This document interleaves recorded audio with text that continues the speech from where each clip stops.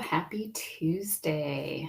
I hope that you guys are staying nice and cool. It is really hot here in Northern Virginia. I went out this morning and just walked, and I was just sweating. It was crazy.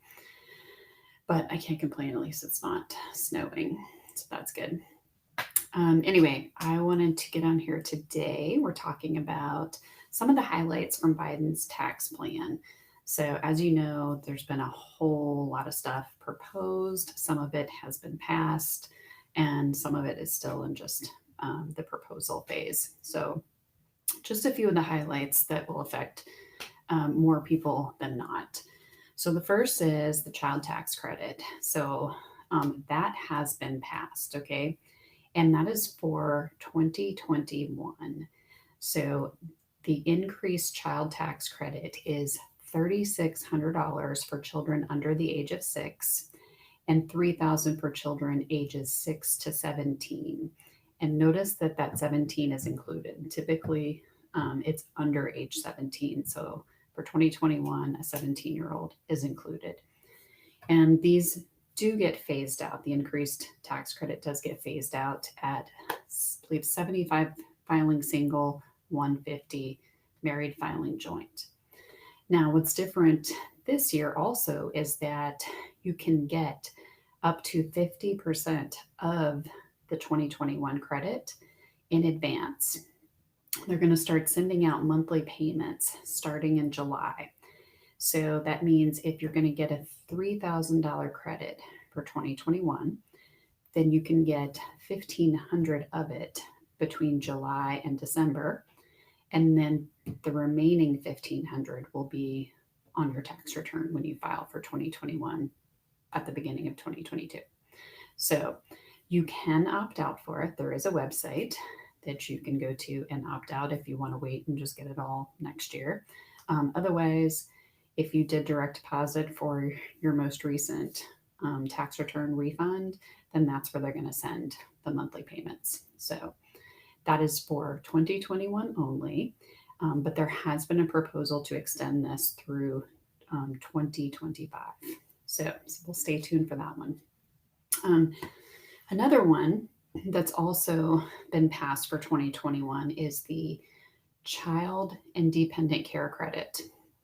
Okay, it's been enacted for 2021, and there's a proposal to extend this permanently.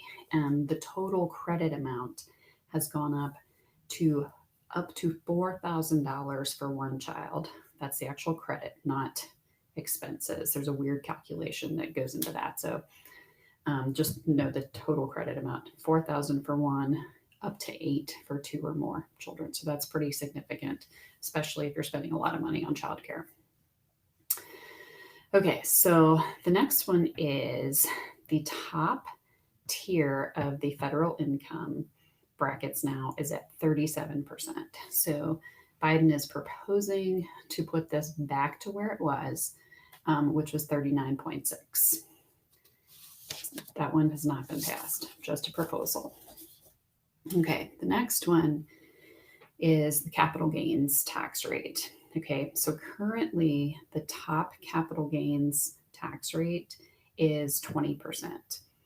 The proposal is that this 20% rate gets bumped up to the top tier of the ordinary income rate, which would be 39.6 if that one gets raised as well. Okay, so we'll see how much support this gets in Congress, because for an individual earning $1 million or more, okay, the top 20% is going to be the ordinary income tax rate, which is 39.6 if everything goes through, plus the existing net investment income surcharge of 3.8% plus your state tax. So that's pretty significant, and a lot of people are not going to be happy about that.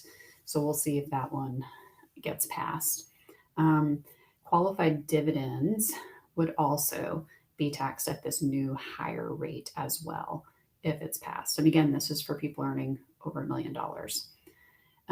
And it can also be passed retroactively. So what that means is, let's say you're in that bracket now and they decided to do it for all of 2021 and you were selling things trying to take advantage of current rates, technically it can be done retroactively, but we'll see what Congress has to say about that.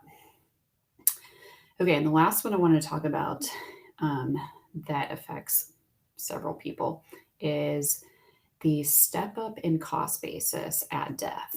Okay, so what is that? Let's say your parents pass away, all right, and they've got a house worth $500,000 and you inherit that house. Well, under current law, you would inherit that house with a basis as of the date of death value, which in this case would be 500,000. That's what it's worth today. So if you sold it, immediately, then the likelihood of you having a gain is not much because the market's not going to move that much. So you'd sell it for what it's worth, 500,000, no tax due. So the proposal is that there is no step up. So that means that, let's say your parents purchased the same house for 100,000, they're gone, you inherited, it's worth 500. You subtract what they paid for it, which is 100, that leaves $400,000. So that means that you could potentially owe tax when you sell the home of $400,000 or when you inherit it. So lots of little nuances going on in that situation. But again, that one has not passed. It's still in the proposal phase.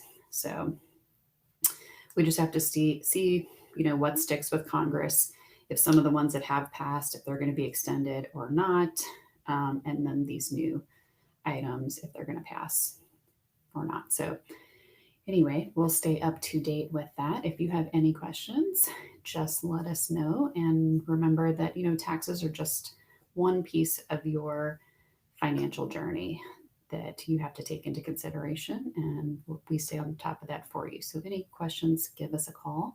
Next week, I will be on here and we'll be talking about refinancing your house. Should you do it? What makes sense? What doesn't? So thanks for tuning in, and we'll see you